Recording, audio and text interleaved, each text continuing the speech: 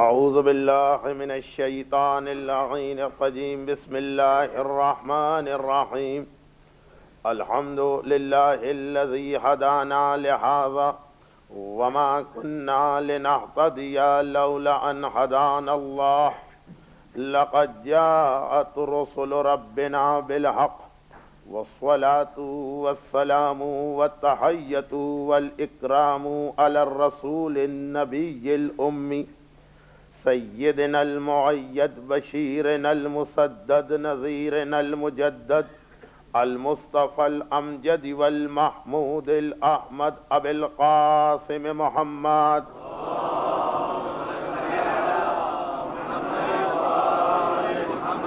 وآلہ وأہل بیتہ وعطرتہ الطیبین الطاہرین المعصومین المنتجبین المیامین الذین اذهب اللہ عنہم الرجس وطہرہم تطہیرا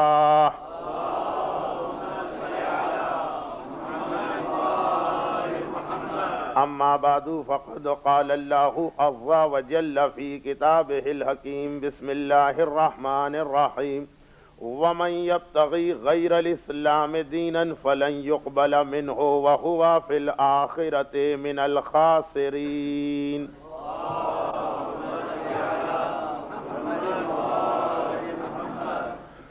سورہ مبارکہ آل عمران کی آیت نمبر 85 جو اسلام کے علاوہ کسی اور راستے پہ چلے گا، جو غیر اسلام کو فالو کرے گا، تو تم یہ دیکھو گے کہ وہ آخرت میں خسارہ اٹھانے والوں اور گھاٹا برداشت کرنے والوں میں ہوگا۔ اسلام کیا ہے جس پر چلنے سے انسان کو نجات ملتی ہے، اور غیر اسلام کیا ہے کہ جس کو فالو کرنے سے انسان نقصان اٹھاتا۔ بس یہی ہمارا ٹاپک تھا، اور کوشش کی جا رہی تھی کہ ہر مجلس میں کم از کم کوئی ایسی پہچان، کوئی ایسی شناخت، کوئی ایسی علامت، کوئی ایسی سائن بتائی جائے کہ جس سے یہ فرق واضح ہو جائے، یہ ڈفرینشیٹ کرنا ممکن ہو جائے کہ یہ اسلام ہے اور وہ غیر اسلام۔ اور اس سلسلے میں اگرچہ کل رات جو گفتگو ہوئی تھی وہ ابھی انکمپلیٹ ہے، لیکن اس کے نتیجے تک پہنچنے کے لیے اور اس کے رزلٹ کو گین کرنے کے لیے ایک اور چیز کی وضاحت ضروری ہے کہ جو آج کی مجلس کا ٹاپک ہے، اسلام کیا ہے اور غیر اسلام کیا۔ مجبوری یہ ہے کہ آج کی مجلس میں مجھے ایک ایسا واقعہ بھی پڑھنا پڑے گا جو بہت زیادہ مشہور ہے، بچے نے سنا ہوا، اسے میں شارٹ کر دوں گا، لیکن اصل چیز اس کے نتیجے تک پہنچنا ہے۔ لیکن اس سے پہلے، اس واقعے کو بیان کرنے سے پہلے، اس حدیث کو آپ کے سامنے پیش کرنے سے پہلے، تاریخ اسلام کی ایک اور اسٹوری سنی۔ یہ غیر اسلام ہے اور وہ جو حدیث میں پڑھوں گا وہ اسلام ہے۔ اسلام اور غیر اسلام کو سامنے رکھ کر خود اپنے آپ سے یہ سوال کیجئے گا، پیغمبر کی ایک حدیث بھی، کہ جب کبھی تمہیں کوئی پرابلم فیس کرنا پڑے کہ میں جس راستے پہ چل رہا ہوں یہ رائٹ ہے کہ رانگ، تو افتِ بنفسک، خود اپنے آپ سے فتویٰ طلب کرو اور اپنے آپ سے یہ سوال کرو۔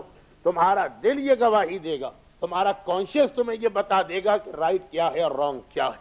آئیے تاریخ اسلام کا ایک واقعہ غیر اسلام کو بیان کرنے کے لیے، اور پھر بالکل اس کی اپوزٹ میں وہ واقعہ جو اسلام کو کلیئر کر رہا ہے۔ دو مختلف معصوموں سے یہ روایتیں مروی، دونوں معصوم ایسے کہ جن کی ولادت 17 ربیع الاول کو ہوئی۔ پہلے پیغمبر اسلام کا ایک واقعہ سن لیتے ہیں۔ یہ واقعہ ایک ایسا واقعہ، ایک ایسی اسٹوری کہ جس سے یہ بھی پتا چل رہا کہ ہم اور آپ بھی آج تک اسلام کی ایک سنت پہ جو عمل کر رہے، یہ سنت اسٹارٹ کہاں سے ہوئی۔ ابو ذر غفاری پیغمبر اسلام کے مشہور ترین صحابیوں میں سے ایک، بلکہ اکارڈنگ ٹو آور بلیف پیغمبر اسلام کے سیکنڈ موسٹ امپورٹنٹ صحابی، کیونکہ حدیث یہ کہ ایمان کے 10 درجے سلمان فارسی نے 10 کے 10 درجے حاصل کر لیے، اور ابو ذر غفاری 10 میں سے 9 درجوں تک پہنچ گئے تھے۔ اور عمار یاسر کے بارے میں ہے کہ اس کے بعد 8 درجے میں ہے. ایک اور حدیث میں 8ویں درجے پر مقداد کا نام لیا گیا. لیکن بہرحال یہ بات کنفرم کہ ایمان کے 10 میں سے 10 درجے اگر سلمان کو ملے تو جسٹ آفٹر سلمان حضرت ابو ذر غفاری کا اسٹیٹس ہے. یہ وہی صحابی کہ جن کے بارے میں امام معصوم کا فرمان ہے کہ آج تک جب سے یہ دنیا بنی ہے اس وقت سے آج تک ٹل ناؤ کوئی ابو ذر سے زیادہ سچا انسان نہیں گزرا. آج تک اس سورج نے ابو ذر سے زیادہ سچے انسان کے سر پہ روشنی نہیں ڈالی اور اس زمین نے ابو ذر سے زیادہ کسی سچے انسان کو اپنے آپ پہ نہیں اٹھایا. یقیناً یہ بات ہو رہی ہے غیر معصومین میں. ابو ذر غفاری وہ تھے کہ جن کے بارے میں امام معصوم نے مسکرا کے ایک دفعہ یہ ارشاد فرمایا کہ پیغمبر اسلام تقیہ جو ہمارے ریلیجن کا ایک پارٹ اپنے ہر صحابی پہ واجب کیا تھا, صرف ابو ذر غفاری کو اس سے ایگزمپٹ کیا تھا. ابو ذر غفاری ان چند اربوں میں سے تھے کہ جو اسلام سے پہلے ہی, اسلام کے اعلان سے پہلے ہی اپنی سوسائٹی کے اصول سے سیٹسفائیڈ نہیں تھے.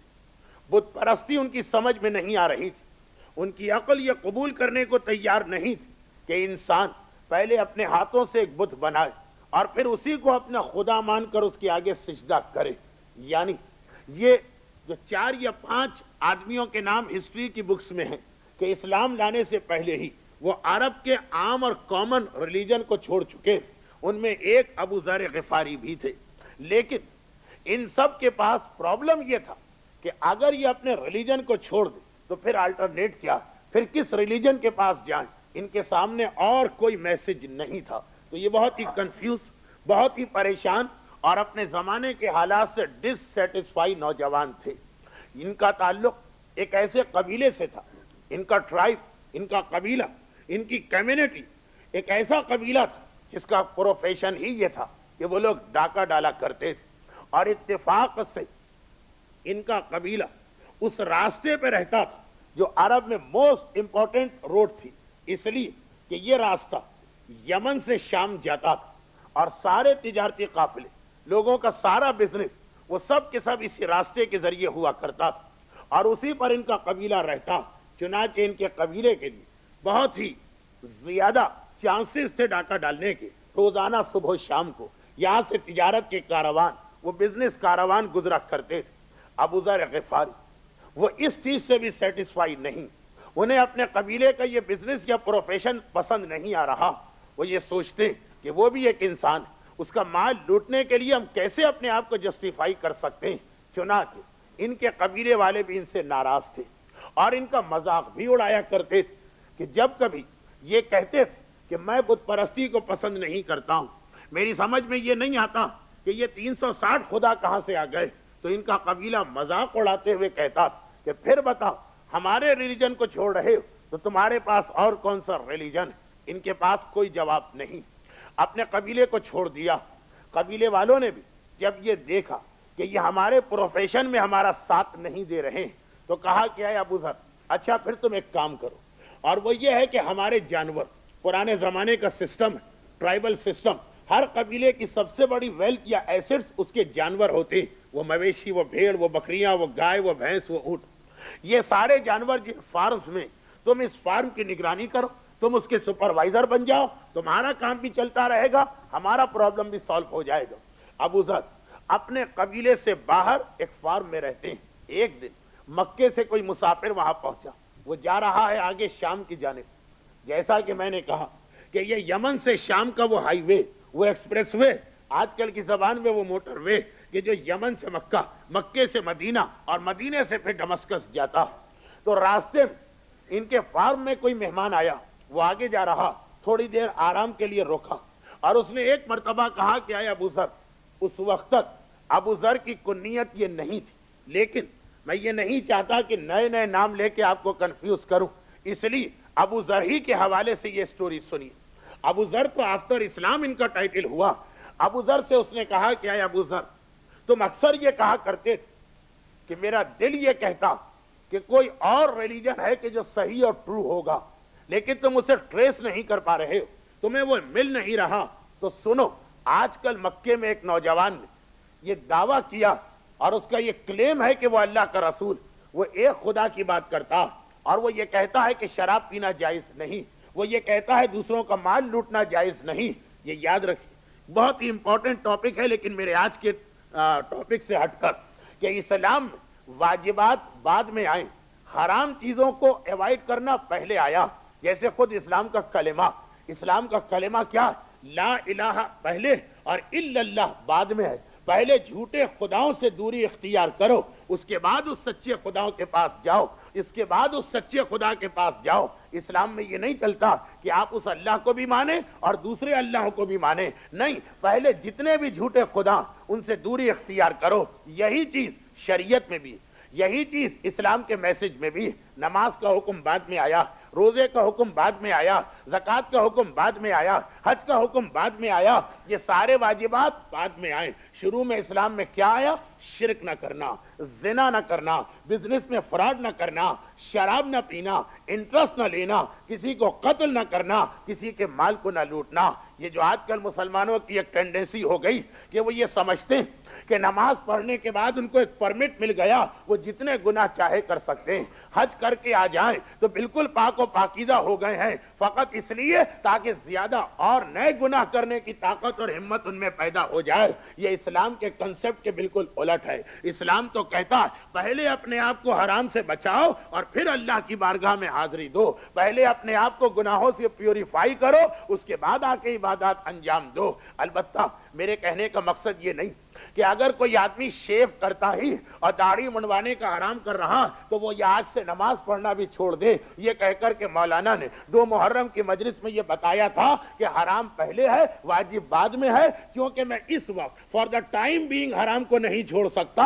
اس لیے واجب بھی مجھے چھوڑنا ہے۔ کبھی کبھی شیطان اس طرح سے لوگوں کو گمراہ کرتا، لیکن اسلام کی فلسفی سمجھیں، اسلام کا مزاج سمجھیں، اسلام کا طریقہ سمجھیں کہ حرام سے بچنا زیادہ امپورٹنٹ ہے، اس کے بعد واجبات کی باری آتی ہے۔ خیر، اس کی ڈیٹیل تو انشاءاللہ کسی اور مجلس میں آئے گی، کیونکہ ہمارے یہاں بے حجاب عورت بھی ہے، مثلا نماز بھی چل رہی ہے، انسان سود بھی کھا رہا ہے، عبادتیں بھی انجام دے رہا ہے، انسان دوسروں کی غیبت بھی کر رہا ہے اور تسبیح بھی پڑھ رہا ہے۔ تو اسلام اس کے بالکل اگینسٹ ہمیں حکم دیتا ہے کہ پہلے حرام سے بچنا ہے، اس کے بعد اللہ کی بارگاہ میں حاضری دینا ہے۔ تو ابو ذر غفاری کو اسلام کا پہلا انٹروڈکشن کرایا جا رہا، اور ابھی اسلام کے میسج کو صرف 3 سال گزرے۔ کہا کہ مکے میں ایک ایسا رسول آیا، اس میں نماز کی بات نہیں تھی، وہ پورا اس جو ٹریولر تھا، جو مسافر تھا، اس کا وہ پورا اسٹیٹمنٹ آپ تاریخ کی کسی بھی کتاب میں پڑھ لیں کہ یہ رسول بت پرستی کے اگینسٹ ہے، کہتا ہے شرک نہ کرو،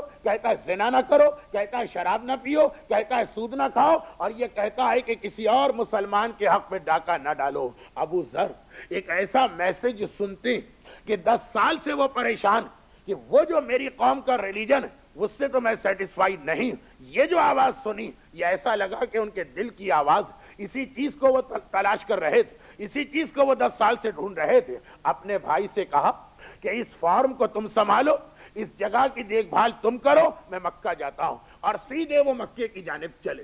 جب مکے میں پہنچے، ہسٹری تو بہت طویل، مجھے ساری کی ساری ہسٹری تو نہیں بیان کرنا، فقط اس واقعے کا اتنا حصہ کہ جو میرے ٹاپک سے ریلیٹڈ ہے کہ واٹ از غیر اسلام۔ ابو ذر غفاری مکے پہنچے، اور یہ وہ پیریڈ کہ جب پیغمبر اسلام غیبت میں چلے گئے تھے۔ اللہ کے رسول اعلان رسالت کے بعد کچھ عرصہ غیبت میں گزارا۔ غیبت مینز ایسی غیبت نہیں کہ جیسی آج ہمارے زمانے کے امام کی۔ غیبت کا مطلب یہ ہے کہ اللہ کا رسول پبلک میں نہیں آتا، پبلک اپیئرنس نہیں ہوتی، لوگوں کے سامنے نہیں آتے، بلکہ پیغمبر اسلام مکے کے ایک مکان میں اس طریقے سے چھپ کے رکھیں کہ ایک سسٹم بنا رکھا کہ جب کوئی نیا آدمی مکے میں آتا اور یہ محسوس ہوتا ہے کہ یہ اسلام کو قبول کر سکتا، تو پیغمبر کے صحابی اس کے پاس جاتے ہیں، اس سے کچھ کراس کوئسچننگ کرتے ہیں، اور اس کے بعد جب یہ دیکھتے ہیں کہ یہ کوئی اسپائی نہیں تو رات کے وقت اسے رسول کے پاس لے کے آتے ہیں۔ اسلام جیسا کہ کل میں نے کہا اسٹیجز میں آگے بڑھا، اور اسلام کا پورا موومنٹ جو چلایا گیا اسے پڑھنا بہت ضروری کہ کیسے ہم اس دنیا کو چینج کر سکتے ہیں۔ اللہ کے رسول اس طرح سے رسالت کو شروع کیا تھا۔ ابو ذر مکے میں آ گئے، ابو ذر مکے میں آئے، اور یہ زمانہ وہ ہے کہ ایک طرف رسول اللہ اسلام کا میسج دیکھ کر اب ایک گھر میں جا کے پوشیدہ ہو چکے، کسی ہڈن پلیس میں بیٹھے، کسی سیکرٹ جگہ پر، دوسری جانب اسلام کا پیغام آگے بڑھ رہا، اور یہ ذمہ داری اصحاب رسول انجام دے رہے ہیں۔ یعنی جو آدمی اسلام میں انٹر ہوتا، اب یہ اس کی ڈیوٹی ہو جاتی کہ وہ دوسروں تک اسلام کا میسج پہنچائے۔ تو مکے والوں کو، قریش کو، سرداران عرب کو یہ تو ریالائز ہو گیا کہ کسی نے ہماری کمیونٹی اور سوسائٹی کے اندر ایک ایسا میسج پھیلانا شروع کر دیا، ایک ایسا میسج اسپریڈ ہو رہا کہ جو ہمارے ریلیجن کے اگینسٹ، لیکن ان کو پتہ نہیں چل رہا ہے کہ یہ سلسلہ چل کہاں سے رہا، اس کا مین سورس کہاں۔ وہ رسول کو تلاش کر رہے ہیں اور پیغمبر اسلام نہیں مل رہے، اور اس وقت تک جتنے لوگ بھی مسلمان ہوئے ابھی انہوں نے اوپن اپنے اسلام کا اعلان نہیں کیا، تو قریش مکہ بھی ڈھونڈ رہے، ان کی سرچ بھی جاری کہ کوئی مسلمان ان کے ہاتھ لگے، لیکن مسلمان بھی پیغمبر اسلام کے آرڈرز بہت ہی احتیاط کے ساتھ، بہت ہی کوشش ہو کر اسلام کے میسج کو آگے بڑھا رہے ہیں۔ ابو ذر مکے پہنچے، اور مکے پہنچنے کے بعد انہوں نے وہ یہ سمجھ کے آئے تھے، ابو ذر کے ذہن میں امپریشن یہ تھا کہ میں مکے میں جاؤں گا اور وہ رسول مجھے خانہ کعبہ کے صحن میں مل جائے گا، لیکن یہاں تو پتا چلا کہ رسول تو رسول، کوئی ایک مسلمان بھی ان کو نظر نہیں آ رہا۔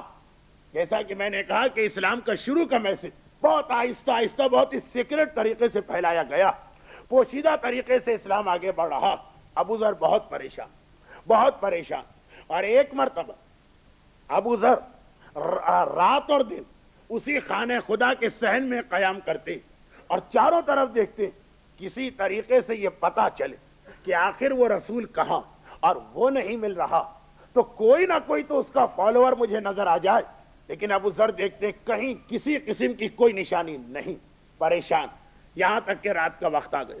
خاندان بنی ہاشم کا ہمیشہ سے یہ طریقہ کار رہا کہ جو بھی مکے میں ایسا انسان آتا کہ جس کا کوئی ریلیٹو یا جاننے والا نہ ہو، اسے اپنے گھر مہمان بنا کے لے جاتے ہیں۔ ایک روایت یہ کہ امام علی، اور ایک روایت یہ ہے کہ وہ نہیں بلکہ ان کے والد حضرت ابو طالب جب رات کے وقت خانہ کعبہ کے صحن سے طواف کر کے اپنے گھر کی طرف جانے لگے تو دیکھا کہ ایک نیا شخص، ایک اجنبی شخص صحن کعبہ کے اندر بستر بچھائے لیٹا۔ ابو ذر سے کہا چلو تم میرے مہمان، اور یہ کہہ کے اپنے گھر لے گئے۔ ساری رات ابو ذر ان کے گھر رہے، اگلے دن پھر ایک مرتبہ خانہ خدا کے صحن میں آ گئے، اور سارا دن ڈھونڈتے رہے کوئی مسلمان مل جائے، کہیں سے رسول خدا کا کوئی ٹریس مل جائے، لیکن کہیں سے کسی طرف سے ان کی ہیلپ نہیں ہو رہی۔ اگلا بھی دن سارا دن خانہ خدا کے صحن میں ڈھونڈتے رہے، آدھی رات پھر حضرت ابو طالب گزرے تو ایک مرتبہ ساتھ لے کے چلے، یہاں تک کہ تیسرا دن آ گئے اور ابو ذر تلاش کر رہے، کوئی مسلمان نہیں ملا۔ غیر اسلام کسے کہتے ہیں وہ یہ سنی، اور اس کے بعد وہ مشہور حدیث کے اسلام کسے کہتے ہیں۔ ایک مرتبہ جب تیسری رات کو حضرت ابو طالب نے یہ دیکھا کہ وہی آدمی آج بھی خانہ خدا کے صحن میں ہے، اسے لے کے تو چلے، مگر دریافت کیا کہ اے شخص، اے اجنبی، اے میرے مہمان، آخر تیرا پرابلم کیا کہ 3 دن تجھے یہاں گزر گئے، آج یہ تیسری رات نہ تو کوئی کام کرتا نظر آ رہا اور نہ ہی واپس اپنے گھر جا رہا، تو کوئی نہ کوئی تو پرابلم ہوگا، بتا تیرا پرابلم کیا۔ ابو ذر نے، ان کو نہیں پتا تھا کہ ابو طالب کون، لیکن ایک مرتبہ اپنا پرابلم بتایا کہ میں نے سنا کہ مکے میں کوئی اللہ کا ایسا رسول آیا جو بت پرستی کے خلاف ہے اور لا الہ الا اللہ کا کلمہ بیان کرتا، میں اس سے ملاقات کرنا چاہتا ہوں۔ حضرت ابو طالب 2 راتوں سے دیکھ رہے ہیں کہ ابو ذر کسی کے اسپائی نہیں ہو سکتے، انتہائی شریف انسان، کہا کہ یہ تیرا پرابلم، چل میں تیرے اس پرابلم کو سالو کرتا ہوں، اور یہ کہہ کر بجائے اپنے گھر لانے اس مکان کی جانب لے کے گئے جہاں پہ رسول اللہ ان دنوں میں 1-2 دن کی بات نہیں، یہ پورا پیریڈ پوشیدہ طریقے سے تبلیغ اسلام کر رہے تھے۔ اور ایک مرتبہ ابو ذر کو لے کے اس مکان کے دروازے پہ پہنچے، ادھر حضرت ابو طالب نے دروازہ نوک کیا، ادھر اللہ کا رسول جسے معلوم ہے، جسے پتا ہے کہ کون آدمی آ رہا، ابو ذر کے بارے میں کیسے یہ پاسبل ہے کہ رسول اللہ پہلے سے نہ جانتے ہو۔ ایک مرتبہ کہا کہ اے میرے چچا ابو طالب، میرے مہمان کو لے کے میرے پاس آئیے. دروازہ کھلا. ورنہ عام طور پر حضرت ابو طالب ہوں کہ دوسرے مسلمان, اگر کسی مہمان کو لے کے بھی آئیں تو اسے پہلے باہر کھڑا کرتے ہیں, اکیلے جاتے ہیں, رسول سے پرمیشن لاتے ہیں, پھر اس کے بعد مہمان کو لے کے جاتے ہیں. مگر یہاں تو رسول نے پہلے ہی کہہ دیا کہ اے میرے چچا, میرے مہمان کو لے کے آئیے. ابو ذر غفاری بعد میں یہ کہتے کہ جیسے ہی میں نے اس کمرے میں قدم رکھا تو پہلے سے میری پلاننگ یہ تھی کہ میں اس آدمی سے سوال کروں گا, اس کا ریلیجن پوچھوں گا, اس کے بارے میں لاجک اور فلسفے کی روشنی میں گفتگو کروں گا, اس سے کہوں گا کہ ریزن بتاؤ کہ میں کیوں تمہارے دین کو قبول کروں, اور جو کچھ میرے اعتراضات, جو کچھ میری عقل ہے وہ سب اس کے سامنے پیش کروں گا. لیکن جیسے ہی میں کمرے میں انٹر ہوا اور میری نگاہ رسول اللہ کے چہرے پہ پڑی تو بے اختیار میرے دل نے کہا کہ یہ چہرہ کسی جھوٹے آدمی کا نہیں ہو سکتا, یہ چہرہ صادق اور امین کا ہے. اور بے اختیار کہا لا الہ الا اللہ وانت رسول اللہ. درود بھیجے محمد و آل محمد. بے اختیار میری زبان پہ کلمہ اسلام بھی آ گیا, وہ کلمہ جو 3 دن سے مکے میں سن رہا تھا, کیونکہ قریش ہر ایک سے پوچھتے تھے صحن کے اندر کہ کیا تم لا الہ الا اللہ کہتے ہو, کیا تم لا الہ الا اللہ کہتے ہو. 3 دن یہ صحن کعبہ میں رہے تو قریش تلاش کر رہے تھے کسی مسلمان کو, کلمہ ان کو یاد تھا. پیغمبر کا چہرہ دیکھتے ہی ان کے دل نے گواہی دی کہ یہ سچے رسول کا چہرہ لگ رہا. بے اختیار کلمہ پڑھا, اور کلمہ پڑھنے کے بعد کہا السلام علیکہ. یہ سلام علماء نے لکھا, بلکہ معصوم کی حدیث ہے کہ اسلام میں سب سے پہلا سلام ابو ذر غفاری کی زبان پہ آیا, اور اللہ کو ابو ذر غفاری کا یہ کلمہ اتنا پسند آیا کہ قیامت تک کے لیے اسے سنت قرار دیا کہ جب ایک مسلمان دوسرے مسلمان سے ملاقات کرے تو ابو ذر کے طریقے کے مطابق پہلے سلام کرے, یعنی اسے سلامتی کی دعا دے, اور اس کے بعد جو اس سے بات چیت کرنا ہے وہ بات چیت کرے. یاد رکھیے گا, یاد رکھیے گا, اسلام کا یہ حکم کہ جیسے ہی کسی مسلمان کو دیکھو, بلکہ جیسے ہی اس کی آواز سنو, پہلے اسے سلام کرو, یعنی پہلے اسے یہ ایشورنس دلاؤ. سلام کیا, سلام خود پوری ایک فلسفی بعد میں آئے گی, لیکن ابھی ایک جملہ کہہ دوں تاکہ اس کے بعد کی مجلس میں مجھے یہ ساری چیز دوبارہ ریپیٹ نہ کرنا پڑے. جب بھی کوئی مسلمان کسی مسلمان سے ملے تو اسے سلام کرو. سلام کیا چیز, سلام کیا چیز, سلام کا مطلب کیا, السلام علیکم, السلام علیکم. آخر اس سنٹنس کا ترجمہ کیا, ساری زندگی آپ نے سلام کیا, مگر کبھی غور کیا ہے کہ اس کی میننگ کیا.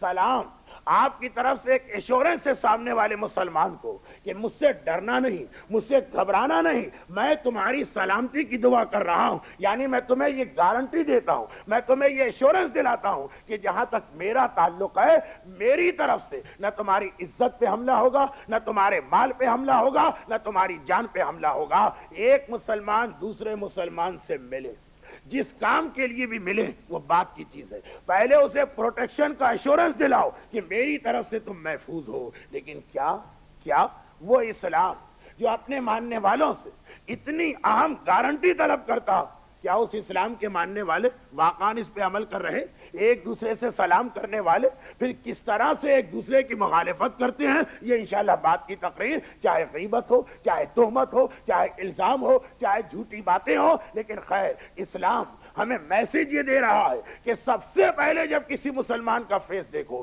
تمہاری جانب سے اسے پروٹیکشن کی گارنٹی ملنا چاہیے. ابو ذر غفاری پہلی شخصیت ہے کہ جنہوں نے اسلام میں سلام کو شروع کیا, اور یہ بعد میں اتنا پسند آیا کہ سورہ بقرہ کی آیت بنی اور مسلمانوں کو آرڈر مل گیا. خیر, ابو ذر غفاری یہ کہتے ہیں کہ جس وقت پیغمبر اسلام کا فیس میں نے دیکھا, اب وہ ساری بات ختم ہو گئی. نو ریزننگ, نو لاجک, نو ڈیبیٹنگ, نو ڈسکشن, کچھ بھی نہیں. اسلام قبول کر لیا, اور اسلام قبول کرنے کے بعد پیغمبر اسلام سے یہ ریکویسٹ کی کہ میں یہ دیکھ رہا ہوں کہ آج کل مسلمان مکے میں بڑے پرابلم میں, میں یہ چاہتا ہوں کہ اب آپ کے ساتھ رہوں اور آپ کی ہیلپ کروں. پیغمبر نے کہا نہیں ابو ذر, ابھی اس کا ٹائم نہیں آیا, تم واپس اپنے قبیلے میں چلے جاؤ اور وہاں جا کر اسلام کی تبلیغ کرو. اور جب میں کھجوروں والی زمین پر پہنچ جاؤں گا, نام نہیں لیا پیغمبر نے مدینے کا, نام نہیں لیا پیغمبر نے یثرب کا, لیکن نشانیاں بتائیں کہ جب میں اس زمین پر پہنچوں گا کہ جس کے چاروں طرف کھجور کے باغات، تو وہاں پر آ کر مجھے جوائن کرنا، اور بعد میں ایسا ہی ہوا۔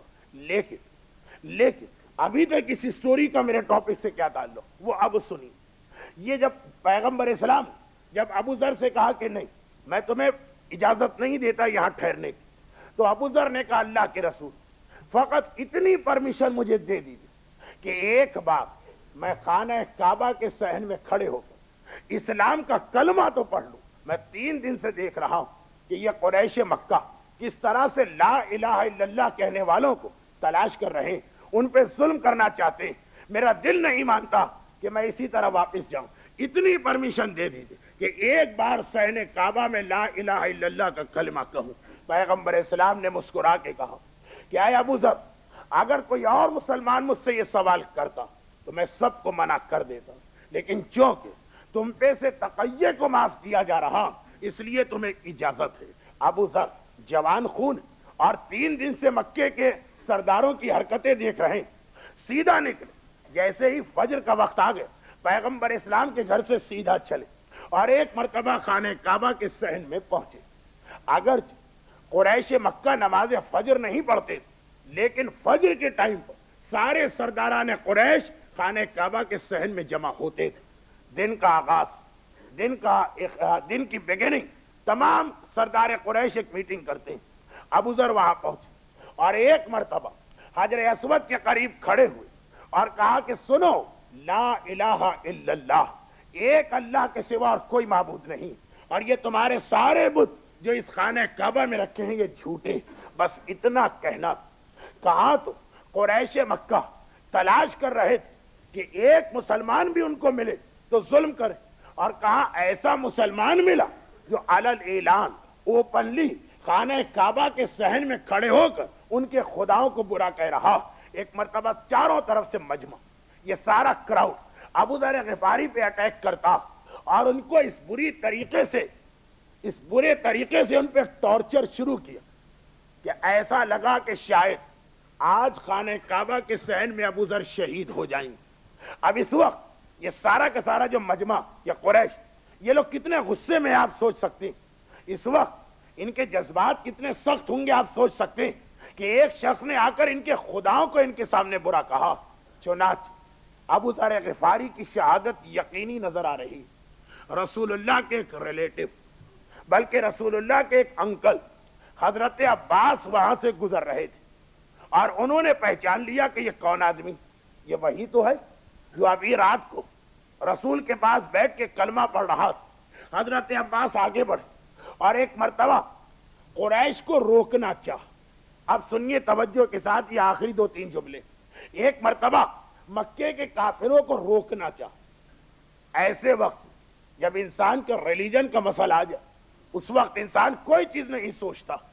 ابو ذر وہ کہ اکارڈنگ ٹو قریش اور اکارڈنگ ٹو کفار مکہ، ابو ذر نے ان کے خداؤں کو برا کہا۔ چنانچہ اس وقت اس پورے موب کو یا کراؤڈ کو یا مجمع کو کنٹرول کرنا کتنا مشکل ہے۔ عباس نے آگے جا کے کہا، اور صرف ایک جملہ کہا، only one sentence، اور کہا تو یہ کہ یہ قریش ابھی اپنے مذہب کی محبت میں ابو ذر کو شہید کر دینا چاہتے، اور کہا وہ جملہ سنا اور ابو ذر کو چھوڑ کے پیچھے ہٹ گئے، اور ایک دوسرے سے کہنے لگے کہ ذرا جلدی سے لا کے اس کو فرسٹ ایڈ پہنچاؤ، اس کی مرہم پٹی کرو، اسے پانی پلاؤ، ایسا نہ ہو کہ وہ مر جائے۔ ابو ذر وہ مجمع جو ابھی اپنے ریلیجن کی محبت میں ابو ذر کو شہید کر دینے کو تیار، وہ ابو ذر کی ڈریسنگ کر رہے ہیں، وہ ابو ذر کے زخموں کی دیکھ بھال کر رہے ہیں، وہ ابو ذر کی جان بچانے کے بارے میں فکر مند۔ اور ابو ذر اٹھے اور یہاں سے حضرت ابو طالب کے گھر چلے گئے، سارا دن اور ساری رات وہاں رہے۔ اگلی صبح کو پھر اسی خانہ خدا کے صحن میں آتے اور ایک مرتبہ پھر یہ کہتے کہ لا الہ الا اللہ، ایک خدا کے علاوہ کوئی نہیں، اور تم جن کو مانتے ہو سب جھوٹے۔ اور جیسے ہی یہ کہا، ایک مرتبہ پھر وہی کراؤڈ ابو ذر پہ اٹیک کرتا۔ آج رسول کے وہ انکل عباس ابو ذر کے ساتھ آ رہے تھے، انہوں نے دیکھا کہ ابو ذر آلریڈی زخمی، انجرڈ، اور دوبارہ ان پہ اٹیک ہوا، پھر آگے بڑھ اور صرف وہی کل والا سنٹنس ریپیٹ کیا۔ سارا مجمع ابو ذر کو چھوڑ کے آ گئے۔ 3 دن تک یہ واقعہ ہوا، اور اس کے بعد ابو ذر رسول کے پاس گئے اور کہا کہ اے اللہ کے رسول، اب میں سیٹسفائی ہو کے جا رہا ہوں کہ میں نے حق کا پیغام پہنچا دیا، انشاءاللہ اب میری اور آپ کی ملاقات کھجوروں والی زمین یعنی مدینے پہ ہوگی۔ اور یہ کہہ کہ ابو ذر مکے سے نکلے۔ آئیے صرف میں آپ سے ایک سوال کروں کہ عباس نے ایسے کراؤڈ کو یا موب کو یا مجمع کو کیسے کنٹرول کیا جو اپنے مذہب کی محبت میں ابو ذر پہ اٹیک کر رہا تھا؟ دیکھیں جب ریلیجن کی بات آتی تو آدمی کا کنٹرول اپنے آپ میں سے ختم ہو جاتا۔ وہ کیا میجک ورڈ تھا، وہ کیا میجک سنٹینس تھا کہ جس کی وجہ سے وہ سارا مجمع جو ابھی اپنے 360 خداؤں کو، وہ جو 360 ان کے بت، ابھی ان کی محبت میں ابو ذر پہ حملہ کر رہا۔ کیا ایسی بات سنی کہ اپنے خداؤں کی محبت قریش کے دل سے نکل گئی؟ ایک مرتبہ وہ 360 بتوں کو بھول گئے۔ آخر کیا جملہ حضرت عباس نے کہا، سنیے وہ جملہ۔ حضرت عباس قریش سے کہتے، مگر نہیں، اس سے پہلے ایک چیز مجھے اور ایکسپلین کرنا پڑے گی، اور وہ یہ کہ یمن سے لے کے شام تک جو ایک ٹریڈ روٹ ہے، تجارتی قافلے جس پہ چلتے، عرب کے تمام بزنس مین اس قافلے پہ اپنے کاروان لے کے جاتے، اور ہر ایک کو پتا کہ راستے میں جو ڈاکوؤں کے ٹرائبز وہ اٹیک کریں گے، لوٹنگ ہوگی، کلنگ ہوگی، یہ سب کچھ ہوگا۔ تو ہر قافلہ، ہر کاروان، ہر بزنس مین جب چلتا ہے تو ایک پورشن ان ڈاکوؤں کے لیے نکال کے رکھتا کہ جب وہ اٹیک کریں گے تو ہم ریزسٹ نہیں کریں گے، ہم مقابلہ نہیں کریں گے، ہم اتنا حصہ ان کو دے دیں گے تاکہ ہمارا باقی سامان تجارت حفاظت کے ساتھ آگے جائے۔ یہ ایک طریقہ کار تھا، اور راستے میں جتنے بھی قبیلے آتے تھے سب جگہ کے لیے وہ تھوڑا تھوڑا پیسہ رکھ کے چلتے تھے۔ لیکن عرب کے تمام ڈاکو، ان کے درمیان ایک ایگریمنٹ تھا، اور وہ یہ تھا کہ مکے کے قریش ان کے قافلے پر کوئی اٹیک نہیں کرے گا، اس لیے کہ یہ لوگ خانہ کعبہ کے ٹرسٹیز، اور خانہ کعبہ کی رسپیکٹ، خانہ کعبہ کا احترام مکے کے بت پرست اور مکے کے ڈاکو بھی کرتے ہیں۔ کہا یہ خانہ کعبہ کے ٹرسٹی، اس لیے ان کی یہ رسپیکٹ، ان کا احترام، ان کے جو تجارتی کاروان جائیں گے، ان کے جو بزنس کاروان جائیں گے، اس پہ ہم اٹیک نہیں کریں گے، اس لیے کہ یہ خانہ خدا کے ٹرسٹی۔ اتنا احترام، اتنی رسپیکٹ، وہ قریش، وہ ڈاکو، وہ مشرک، کن کی؟ جو خانہ کعبہ کے ٹرسٹی۔ چنانچہ قرآن میں ایک چھوٹا سا سورہ قریش جس میں خدا نے اسی چیز کو ریپیٹ کیا۔ اب سنیے حضرت عباس کا جملہ، وہ کربلا والے حضرت عباس نہیں بلکہ رسول اللہ کے انکل حضرت عباس، جن کی قبر جنت البقیع، 4 اماموں کی قبر کے آگے، جب جنت البقیع میں ہم جاتے ہیں اور اس پورشن کو دیکھتے ہیں کہ جہاں معصومین کی قبریں، تو ایک طرف شہزادی کی قبر نظر آتی، اس کے سامنے 4 اماموں کی قبر، لیکن وہیں پر ایک چھٹی قبر بھی لوگوں کی سمجھ میں نہیں آتی یہ کس کی، وہ انہی حضرت عباس کی، جو رسول اللہ کے چچا تھے، اور جن کی پوتی کربلا والے عباس سے علمدار کی بیوی جناب لبابہ، جو حضرت عباس سے علمدار کی وائف، وہ ان عباس کی پوتی۔ خیر، یہ عباس، انہوں نے کیا سنٹنس کہا، وہ کیا میجک ورڈ سنیے آپ۔ انہوں نے کہا کہ اے قریش کے سرداروں، اگر یہ نوجوان یہاں پہ مارا گیا تو یاد اس کی جو کمیونٹی وہ اس راستے پر ہے جہاں سے تمہارے بزنس کاروان جاتے ہیں، اور اگر ان کو یہ اطلاع مل گئی کہ ہمارا ایک نوجوان قریش کے ہاتھوں مارا گیا تو پھر تمہارے کسی بزنس کاروان کے لیے کوئی سیکیورٹی نہیں، اس لیے کہ عربوں میں ریونج کا بھی ایک سلسلہ اور جنریشن میں ریونج چلتا، ابھی تک وہ تمہاری رسپیکٹ کر رہے اس لیے کہ تم خانہ کعبہ کے ٹرسٹی، لیکن اگر ان کا ایک ریلیٹو تمہارے ہاتھ سے مارا گیا تو تمہاری ساری ٹریڈ، تمہارا سارا بزنس، یہ سب ختم ہو کے رہ جائے گا۔ اب جیسے ہی یہ جملہ سنا، سارے قریش فوراً، ذرا دیکھیے کمپیوٹر سے زیادہ تیزی سے انہوں نے یہ ڈیسائیڈ کیا کہ ارے یہ تو بڑی گڑبڑ ہو جائے گی، ہمارے مال کا نقصان ہو جائے گا، ہمارے روکنے کا نقصان ہو جائے گا۔ خدا ہوں گے اپنی جگہ 360، مگر اب خدا سے اتنی محبت بھی کیا کہ اس کے لیے اپنا بزنس تباہ کر لو، اس کے لیے اپنی ٹریڈ تباہ کر لو۔ ابھی جس ابو ذر کو ہلاک کرنا اور شہید کرنا، وہ ان قریش والوں کے نزدیک ایک عبادت تھی، ایک دوسرے سے کہہ رہے تھے آگے بڑھو اور ثواب حاصل کرو، یہ ہمارے خداؤں کا دشمن ہے، لیکن جہاں پاؤنڈ اور ڈالر کی بات آئی، کیسے خدا کیسا دشمن، کہا کہ پاؤنڈ کو بچانا زیادہ اہم ہے، خدا کی کوئی ویلیو نہیں ہے، ابو ذر کو چھوڑ کے واپس آ گئے۔ 3 دن یہ واقعہ ہوا، 3 دن یہ واقعہ ہوا۔ کتنی عجیب بات، جو قریش اپنے سگے رشتہ داروں کو اسلام کی وجہ سے شہید کر رہے ہیں، مگر باہر سے آنے والے ایک شخص کو پورے پروٹیکشن کے ساتھ واپس بھیج رہے ہیں، جو ان کے سامنے لا الہ الا اللہ کہہ کے گیا، جو ان کے سامنے ان کے خداؤں کو برا کہہ کے گیا۔ کیوں؟ جب بزنس خطرے میں نظر آیا، جب مال کا نقصان نظر آیا، جب فائنانس کو خطرہ نظر آیا، کہا کہ ریلیجن چھوڑو، اللہ چھوڑو، مذہب چھوڑو، زیادہ اہمیت ہے اس کی۔ اب آئیے اس کے مقابلے میں دوسرا واقعہ، وہ چونکہ بہت مشہور ہے اور بہت ہی فیمس اسٹوری، اس لیے اسے میں شارٹ کرتا ہوں، اور ان 2 چیزوں کو سامنے رکھ کر ہمیں کنکلوژن پر پہنچیں گے۔ دوسرا واقعہ، صادق آل محمد امام جعفر صادق علیہ الصلاۃ والسلام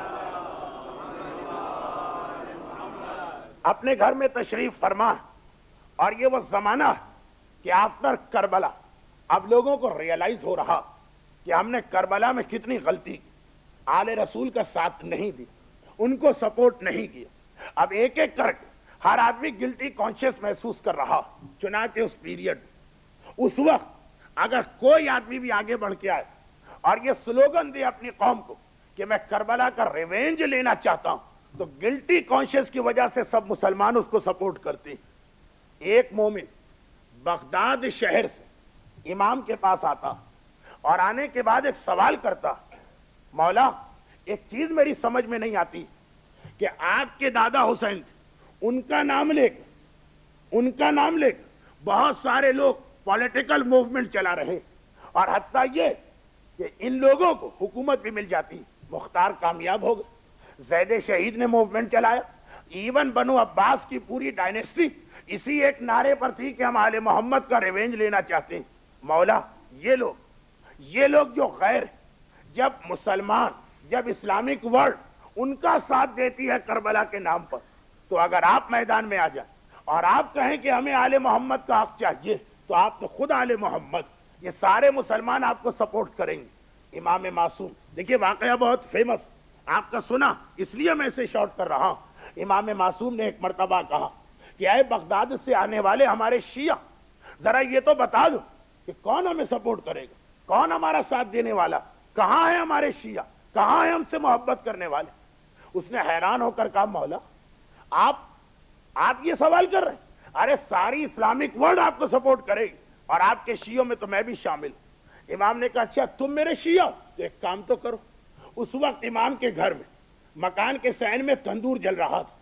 اب یہ تندور کو انگلش میں کیا کہتے ہیں، شاید اوون کا لفظ، لیکن اوون کا لفظ بھی شاید مناسب نہ ہو، اب مجھے نہیں پتا، لیکن چونکہ جن کا پرابلم انگلش ہے وہ تو اس ہال سے چلے گئے، آپ لوگ تو یقیناً سمجھ لیتے ہوں گے۔ تندور یہ عربی کا لفظ ہے جس میں روٹیاں لگائی جاتی ہیں۔ تندور، ابھی ایک کنیز تندور کو روشن کر کے گئی، اوون اس کے اندر آگ۔ امام نے کہا اچھا تم میرے شیعہ ہو، جا کر اس آگ میں بیٹھ جاؤ۔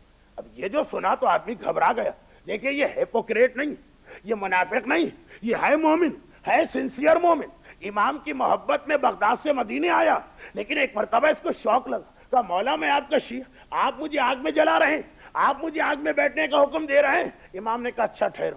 اتنی دیر میں امام کے پاس ہارون مکی نام کے ایک صحابی آ گئے، اور وہ آ کر ابھی جوتے اتار کے آگے بڑھے تھے اور کہا مولا السلام علیکم۔ سلام کا ایسا جواب آج تک کسی کو نہیں ملا ہوگا۔ انہوں نے کہا السلام علیکم، امام نے کہا علیکم السلام، اے ہارون مکی آگ میں جا کے بیٹھ جاؤ۔ آپ کسی کو سلام کرے اور وہاں جواب یہ ملے کہ آگ میں جا کے بیٹھ جاؤ۔ ہارون مکی سے امام نے کہا وعلیکم السلام، آگ میں جا کے بیٹھ جاؤ۔ اب یہ جو سنا، without any hesitation, without any cross question, without any logic, جیسے ہی یہ سنا مولا نے کہا آگ میں بیٹھ جاؤ، سیدھا چلے آگ میں جا کے بیٹھ گئے۔ امام نے غلام سے کہا کہ تندور کا کور اس کے اوپر لگا دو۔ اب وہ ہارون مکی گویا پورے آگ کے اندر ہو چکے، اور ادھر امام اپنے شیعہ سے، پھر میں بتا دوں یہ منافق نہیں ہے، یہ دوغلا نہیں ہے، یہ ہیپوکریٹ نہیں ہے، یہ سنسیئر ہے۔ مگر امام نے اس سے جب بات چیت شروع کر دی کہ ہاں یہ بغداد کی مارکیٹیں کیسی ہیں، بغداد کا بزنس کیسا، وہ آدمی اور پریشان۔ امام نے دیکھا کہ وہ بار بار پہلو بدل رہا ہے، گھبرا کے کہا، امام نے ایک مرتبہ پوچھا آخر کیا بات ہے، اتنے بے چین و پریشان کیوں؟ کہا مولا آپ کا شیعہ آ کر آپ کو سلام کرتا ہے اور آپ اسے آگ میں جلا دیتے ہیں۔ امام نے کہا اچھا تو جاؤ تم اسے آگ سے ریلیز کر دو، جاؤ تم اس کی جان بچا لو، میں تمہیں پرمیشن دیتا ہوں۔ یہ چونکہ سنسیئر مومن تھا، دوڑ کے گیا، اس تندور کا ڈھکنا یا کور ہٹایا۔ اب جو کور ہٹایا تو بڑا عجیب منظر دیکھا، یہ تو سوچ رہا تھا کہ اتنی دیر میں ہارون مکی یا شہید ہو چکے ہوں گے یا اتنے زیادہ جل گئے ہوں گے آگ میں کہ فوری طور پر ان کو ہاسپٹل لے جانا پڑے گا، جو بھی اس زمانے کا ہاسپٹل ہو۔ لیکن ایک عجیب منظر دیکھا، کیا دیکھا؟ ہارون مکی آگ میں بیٹھے اور بڑے آرام کے ساتھ اس طرح بیٹھے ہیں جیسے کوئی باغ میں یا پارک میں بیٹھتا ہے، اور وہ آگ سے اس طرح کھیل رہے ہیں جیسے کوئی پھولوں سے کھیلا کرتا ہے۔ درود بھیجے محمد والے محمد۔ وہ مومنین جو کہیں گے کہ مولانا اتنا مشہور واقعہ، اور ہم نے آپ سے اس سے پہلے بھی کئی دفعہ لندن ہی میں سنا، میں نے گھڑی دیکھ کے یہ واقعہ 3 منٹ میں کمپلیٹ کیا، ورنہ میں 30 منٹ میں یہ واقعہ پڑھا کرتا ہوں۔ یہ بھی میں بتا دوں کہ جہاں پہ اس واقعے کو ڈیٹیل سے پڑھتا ہوں، لیکن مشہور ہے اس لیے میں نے اس کو شارٹ کر دیا۔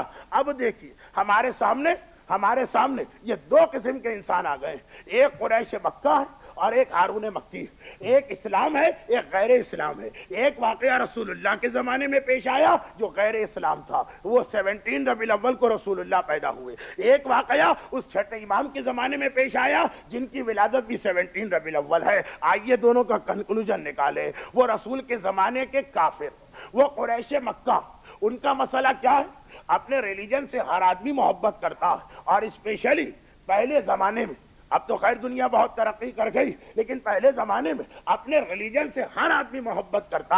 اگر مسلمان کو اسلام سے محبت ہے تو اس سے زیادہ محبت ایک کرسچن کو کرسچینٹی سے تھی، اور ایک ہندو کو اپنے مذہب سے تھی، اور ایک بت پرست کو اس سے زیادہ محبت اپنی بت پرستی سے تھی۔ لیکن ہم نے دیکھا کہ جہاں غیر اسلام ہے، جہاں کفر ہے، وہاں کیا ہوتا ہے؟ اس وقت تک ریلیجن قبول ہے جب تک کہ اپنا نقصان نہ ہو رہا ہو، اور اگر اپنا نقصان ہو، اپنا لاس ہو، اپنے مال کو نقصان پہنچے، اپنے بزنس کے لیے کوئی خطرہ سامنے آ جائے تو ریلیجن کو چھوڑ دیا جاتا ہے، اپنے خداؤں کو بھلا دیا جاتا ہے۔ یہ قریش مکہ تھے۔ اور اسلام کیا ہے؟ اسلام یہ ہے کہ اگر امام معصوم آرڈر کرے تو انسان آگ میں جا کے بیٹھنے کو تیار، اور بغیر کسی کراس کوسچننگ کے، بغیر کسی ہیزیٹیشن کے۔ یعنی غیر اسلام وہ ہے جو ریلیجن کے بارے میں بھی ایک بیلنس شیٹ تیار کرتا ہے، جہاں پہ نفع ہے، جہاں پہ پروفٹ ہے اتنا ریلیجن لینا ہے، اور جہاں پہ لاس ہو جائے وہ ریلیجن چھوڑ دینا ہے۔ اور اسلام کیا ہے؟ اسلام یہ ہے کہ ریلیجن کو بزنس نہیں بنایا جاتا ہے،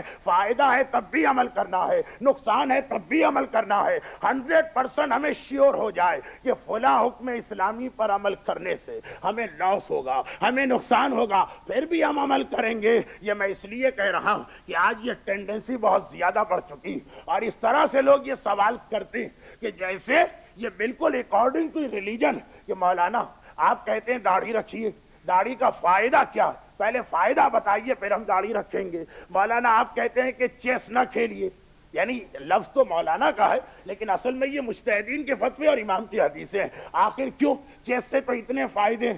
آپ لوگ کہتے ہیں کہ میوزک حرام ہے، آخر کیوں؟ کوئی ریزن بتائیے۔ آج 20th سینچری اپنے اینڈ پر ہے، 21ویں صدی شروع ہو رہی ہے، ہمارے بچے سب کے سب ویسٹ میں پیدا ہوئے ہیں، تو آپ کو پہلے سیٹسفائی کرنا پڑے گا۔ پہلے بتائیے میوزک کا نقصان کیا ہے؟ نقصان سمجھ میں آئے تب ہم میوزک چھوڑیں گے۔ انٹرسٹ، آخر ہم انٹرسٹ کیوں نہ لیں؟ ہمارا سارا پیسہ کیوں نان مسلم کے ہاتھ میں جمع ہو؟ مسلمان انٹرسٹ نہیں لے سکتا ہے نہ دے سکتا ہے آپس میں، تو سارا پیسہ ہم نے جوس کو دے دیا، سارا پیسہ ہم نے کرسچن کو دے دیا، اب سارا ہمارا پیسہ ہے، انویسٹمنٹ ہمارا ہے، پیسہ ہمارا ہے، اور فائدہ وہ لے کے جا رہے، ہم کیوں سود چھوڑ دیں؟ اور یہ چیز آگے بڑھے گی شراب تک، یہ چیز آگے بڑھے گی مثلا سور کے گوشت تک، پھر یہ چیز اور آگے بڑھے گی۔ نماز کیوں پڑھیں؟ نماز کو کوئی فائدہ بتائیے۔ حج پہ کیوں جائیں؟ حج میں، اور معاذ اللہ یہ جملہ میں نے ایک مومن سے سنا اور ویسٹ کے مومن سے سنا کہ حج میں اور میری گو راؤنڈ میں فرق کیا ہے؟ پہلے آپ فرق بتائیے تو ہم حج پہ جائیں۔ یہ چیزیں سب آگے بڑھتی جا رہی ہے، تو اب سوال یہ پیدا ہوتا کہ یہ جملہ، لوگوں کا یہ اعتراض یہ بتا رہا ہے کہ وہ سود کو چھوڑ دیں گے, وہ میوزک کو چھوڑ دیں گے, وہ شراب کو چھوڑ دیں گے, بشرط یہ کہ اس کا کوئی بینیفٹ اور فائدہ ان کو بتایا جائے. مگر یہ تو پھر اسلام نہیں ہے, یہ تو کفار مکہ کا اسلام ہے, یہ تو مشرکین عرب کا ریلیجن ہے. یہ تو ابو جہل اور ابو لہب تھا کہ وہ کہتا تھا جس میں بینیفٹ ہے وہ ریلیجن ہم لیں گے اور جس میں نقصان ہے وہ ہم نہیں لیں گے. ہم تو ہارون مکی والے اسلام کو مانتے ہیں, ہم تو چھٹے امام والے اسلام کو مانتے ہیں, ہم تو اہل بیت والے اسلام کو مانتے ہیں, جس میں 100% اگر ہم کو شیور ہو جائے کہ اگر ہم نے داڑھی رکھی تو نقصان ہے, پھر بھی داڑھی رکھیں گے. 100% ہم کو یقین ہو جائے کہ اگر ہم نے انٹرسٹ چھوڑ دیا تو آخر میں ہمارا بزنس ختم ہو جائے گا, ہم اپنا بزنس ختم کر لیں گے, مگر انٹرسٹ کی جانب ہاتھ نہیں بڑھائیں گے. اگر ہمیں 100% شیور ہو جائے کہ میوزک کے سننے سے بینیفٹ ہے, پھر بھی ہم میوزک نہیں سنیں گے. اس لیے کہ غیر اسلام وہ ہے کہ جو پہلے اپنا فائدہ اور نقصان چیک کرتا ہے اور پھر عمل کرتا ہے, اور اسلام وہ ہے جو صرف یہ دیکھتا ہے کہ رسول نے کیا کہا, امام نے کیا کہا اور قرآن نے کیا کہا, اس کے بعد اگر 100% بھی لاس ہے تب بھی عمل کرتا ہے. اس لیے کہ اعلان ہو گیا آل عمران کی آیت 85 میں کہ یاد رکھو غیر اسلام والے آخرت میں نقصان اٹھائیں گے اور اسلام والا آخرت میں فائدہ حاصل کرے گا. اس دنیا میں تو نقصان برداشت کرنا پڑے گا جس کا نام ہے سیکریفائی. اس دنیا میں تو اسلام کی خاطر قربانی دینا پڑے گی. یہ تصور ہی دل میں نہ آئے, اگرچہ ہمارا عقیدہ اپنی جگہ کہ اسلام کے جتنے حرام کوئی نہ کوئی اس کا نقصان ہے جس کی وجہ سے اللہ نے اس کو حرام کیا, اور جتنے واجب ہیں کوئی نہ کوئی اس کا بینیفٹ ہے جس کی وجہ سے اللہ نے واجب کیا. لیکن ہمیں نہ نقصان دیکھنا ہے نہ فائدہ دیکھنا ہے, ہمیں یہ دیکھنا ہے کہ اللہ نے کیا کہا, معصوم نے کیا کہا. نقصان ہو رہا ہے تو ہونے دو, اس لیے کہ اگر پروفٹ اینڈ لاس کی ایسی کوئی بیلنس شیٹ تیار کر کے آدمی عمل کرے تو کم از کم کربلا کا واقعہ تو نہ ہوتا. جب حسین کربلا کے لیے چل رہے تھے تو کیا 1% بھی کوئی چانس نظر آ رہا تھا کہ حسین کے اس جہاد میں فائدہ؟ جی نہیں. ابھی آپ میری مجلس سے پہلے انگلش لیکچر میں سنا کہ ہر طرف سے حسین کو بتایا جا رہا. دیکھیں حسین کی ایج بھی ہے نیئرلی 57. ایک انسان میچیور ہو جاتا اگر ہم معاذ اللہ ان کو معصوم نہ مان, ایک عام انسان مان. 57 سال کی ایج, حسین سے جو عمر میں چھوٹے ہیں وہ بھی آ کے کہہ رہے مولا کوفے نہ جائیے. کوئی یمن کا نام لے رہا, کوئی سرحدی علاقوں کا نام لے رہا, کوئی کہہ رہا اسی مدینے میں رہیے اور اس وقت ولید کی بات مان لیجیے. ایک آدمی بھی ایسا نہیں ملے گا جس نے کوفے کا نام لیا کہ کوفے آپ جا سکتے, کیونکہ ہر ایک کے لیے 100% کلیئر تھا کہ کوفے جانے کا مقصد ہے نقصان, کوفے جانے کا مقصد ہے شہادتیں, کوفے جانے کا مقصد ہے سارے خاندان کی موت. تو جو عام آدمی جس چیز کو ریئلائز کر رہے ہیں, حسین تو امام معصوم, کیا حسین کو یہ نہیں معلوم پتا. لیکن وہی بات, حسین حکم خدا دیکھے, اسلام کا بینیفٹ دیکھے یا اپنے اور اپنے گھر والوں کی لائف کو دیکھے. ابو ذر کے واقعے میں کفار مکہ کا جو اصول تھا وہ اگر اڈاپٹ کیا جاتا تو حسین کربلا نہ جاتے کہ جہاں نقصان ہے وہاں نہ جاؤ. مگر حسین ٹرو اسلام کو پیش کر رہے ہیں, بتا رہے ہیں کہ حسینیت کیا ہے. حسینیت یہ ہے کہ جو اسلام کا آرڈر اس پہ عمل کرنا. ہم ایک تھوڑی سی داڑھی رکھتے ہوئے سوچتے ہیں کہ اس کے نقصانات کیا ہوں گے. ہماری بچیاں ذرا سا سر پہ اسکارف ڈالتے ہوئے پریشان ہوتی کہ اس کے نقصانات کیا ہوں گے, اور مانتے اس حسین کو, کلمہ اس حسین کا پڑھتے کہ جس نے اسلام کے انٹرسٹ کے خاطر اپنے سارے گھر کو قربان کر دیا. بس اگر حسین کو ماننا, اگر کربلا کے واقعے پہ آنسو بہانا, تو ساتھ ساتھ یہ ارادہ کر لیجیے, اپنے آپ سے یہ عہد کر لیجیے کہ جو حسین کی سیرت ہے اس پہ ہم چلیں گے. اور سیرت حسینی یہ کہ اسلام کی خاطر ہر نقصان گوارا, اسلام کی خاطر ہر نقصان برداشت. جہاں اسلام کا نام آ جائے وہاں فائدہ اور نقصان نہیں دیکھا جاتا. اور یہی وجہ کہ کوفہ ایک ایسا شہر, ایسا میں بار بار کہہ رہا ہوں کہ حسین کے ماننے والوں میں اس پیریڈ میں جتنے بھی تھے سب 100% شیور ہے کہ کوفہ دشمنوں کی جگہ, وہاں نہیں جانا چاہیے. اور حسین اپنے ریپرزینٹیٹو مسلم ابن عقیل کو کوفہ بھجوا رہے ہیں. کیا مسلم عبداللہ ابن عباس انہوں نے جج کر لیا کوفہ جانا کتنا خطرناک؟ عبداللہ ابن جعفر طیار انہوں نے جج کر لیا کوفہ جانا کتنا خطرناک؟ کیا مسلم ان کو یہ اندازہ نہیں تھا کہ جہاں میں جا رہا ہوں وہاں مجھے کیا خطرہ ہو، مگر وہی بات کہ مسلم، نام ہی ان کا مسلم، اسلام پہ چلنے والا۔ جو انسان مسلم بن جا پھر فائدہ اور نقصان نہیں دیکھتا، صرف آرڈر دیکھتا ہے، اللہ کا آرڈر کیا، امام کا حکم کیا۔ چنانچہ مسلم گئے اور ایک ایسی سنت کو کوفے میں قائم کر گئے کہ جیسے آج کی مجلس کے شروع میں آپ نے سنا کہ ابو ذر نے ایک سنت قائم کی، وہ قیامت تک چلے گی، اسلام، السلام علیکم۔ اور ایک سنت مسلم نے قائم کی کہ جب تک حسین کی صف اعضا بچھائی جاتی ہے وہ سنت بھی چل رہی ہے۔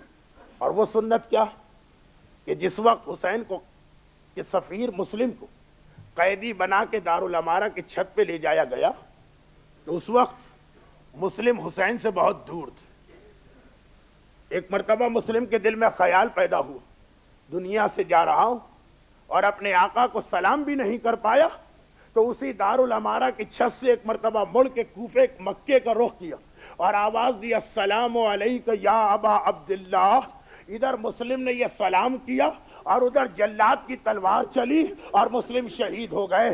اب روایتوں میں اور مقاتل میں لکھا ہے اس وقت حسین کا قافلہ کسی منزل پہ ٹھہرا تھا، حسین اپنی جگہ سے کھڑے ہوئے، کسی اور کو نہیں بتایا، کوفے کا رخ کیا اور ایک مرتبہ جواب دیا، وعلیک السلام یا اخی یا مسلم، اے میرے بھائی مسلم اور تم بھی میرا سلام قبول کرو۔ رہتی دنیا تک تا قیام قیامت جہاں مجلس ہوتی ہے، جہاں ماتم ہوتا ہے، جہاں صف اعضا بچھائی جاتی ہے، مومن آخر میں سلام ضرور کرتا ہے۔ یہ سلام وہی مسلم کی سنت ہے جو مسلم نے قائم کی۔ لیکن ارباب اعضا، بس مختصر وقت آج آپ کا لینا ہے، ادھر حسین کو تو علم امامت سے پتا کہ میرا بھائی مسلم مارا گیا، حسینی قافلے کے پاس مسلم کی کوئی اطلاع نہیں ہے اور یہ قافلہ اب آگے بڑھ رہا۔ راستے میں ایک جگہ عباسی علمدار کی نگاہ پڑی، کیا دیکھا، کوفے کی جانب سے کچھ مسافر چلے آ رہے ہیں۔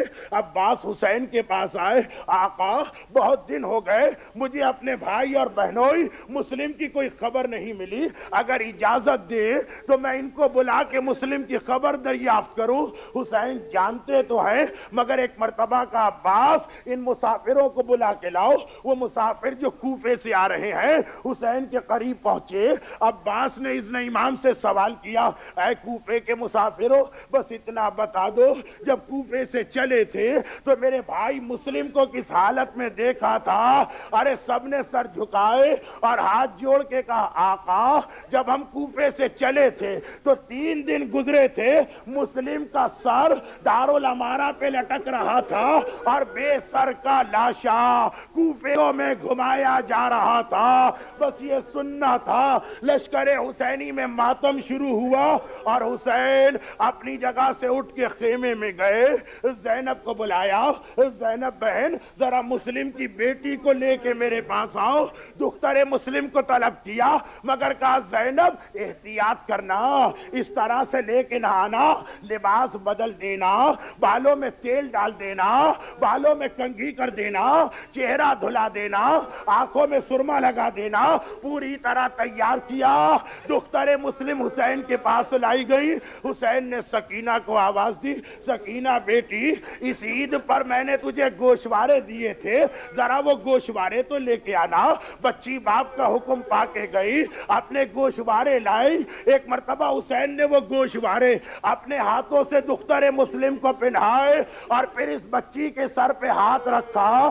بچی بہت چھوٹی تھی، بہت کم سن تھی مگر علی کی نواسی تھی، حسین کی بھانجی تھی۔ ایک مرتبہ تڑپ کے کہتی ہے، مامو آج تو آپ اس طرح میرے سر پہ ہاتھ پھیر رہے جس طرح یتیموں کے سر پہ ہاتھ پھیرا جاتا۔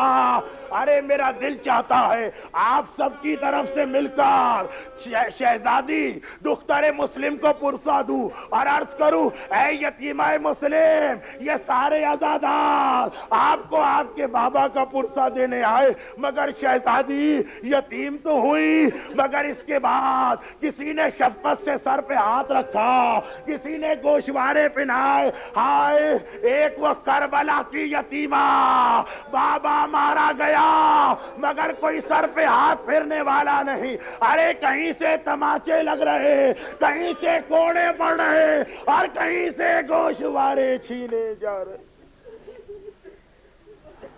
ماتم حسین